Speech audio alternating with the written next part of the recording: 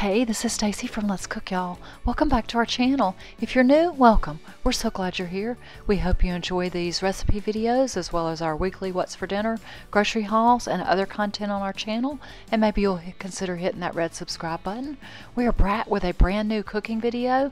This is something that we had recently. It was amazingly delicious.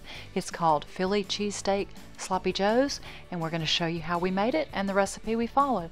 Thanks so much for watching. I'll leave a link in the description box below to the recipe we used, but here it is. It's from a website called Dinner Then Dessert. We did have almost all the ingredients. I did use regular ground beef. I often sub turkey. I did not use green bell pepper, and I only had about half of the mushrooms that it required.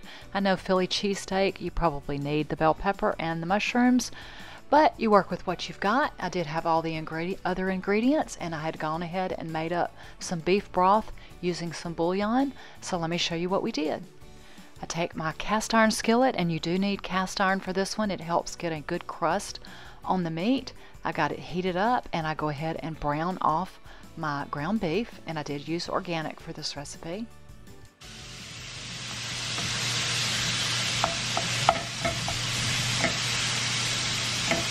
This is one of my favorite kitchen tools. This is my little OXO meat chopper. I know Pampered Chef makes one too.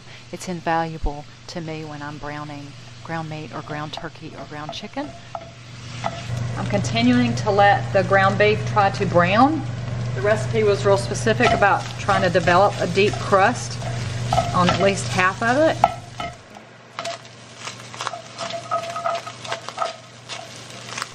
What we're looking for, those crispy brown bits. I'm going to go ahead and remove all the meat from the cast iron skillet and keep going with the recipe using the same pan. I'm going to add some vegetable or canola oil. The recipe called for butter, but I'm too lazy to get it out of the refrigerator, so we're going to go with canola oil. If you were using the green bell pepper, and most people would, you would add it here along with the onions and the chopped up portobello mushrooms.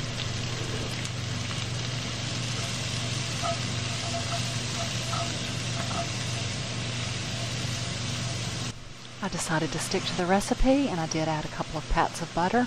The original recipe calls for you to brown the vegetables 1 to 2 minutes before stirring, just to give them a good stir and let them brown again for another couple of minutes to develop the flavors.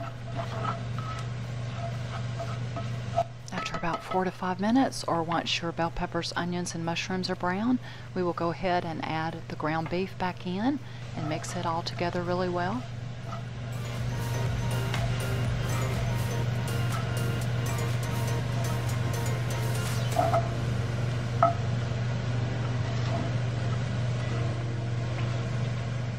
Now we add the ketchup. I didn't actually measure it, I kind of eyeballed it, but it's 2 tablespoons of ketchup.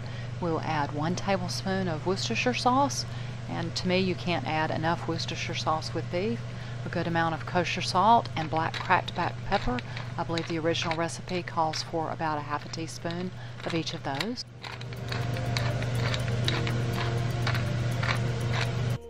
Give all of that a good stir. Make sure we get all that Worcestershire sauce and ketchup distributed as well as we can throughout the meat.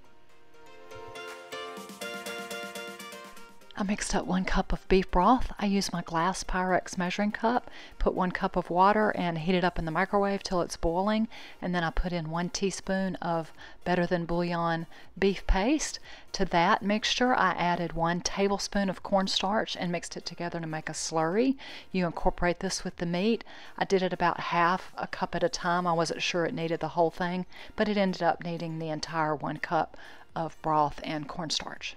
I cooked the mixture until almost all the liquid was absorbed, and if you noticed, I'm on a different burner. I've got it off the heat. We're going to take some diced up sliced provolone cheese and add it. You can add as much as you like. I think I added about 6 to 8 ounces. And off the heat, we will slowly stir until the cheese starts melting and combining in with the meat mixture.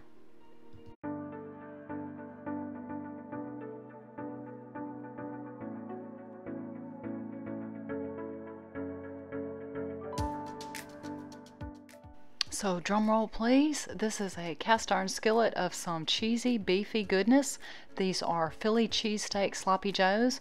Needless to say, these were a huge hit in our house, and I will definitely make these again. We just simply served them on some hamburger buns.